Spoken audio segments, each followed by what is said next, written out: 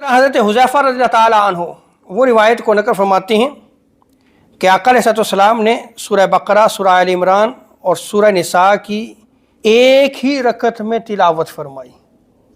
اور جب آقا علیہ السلام آیات رحمت پڑھتے تو اللہ تبارک و تعالیٰ سے اس کی رحمت کا سوال کرتے، اور جب آقا علیہ السلام آیت عذاب کی تلاوت فرماتے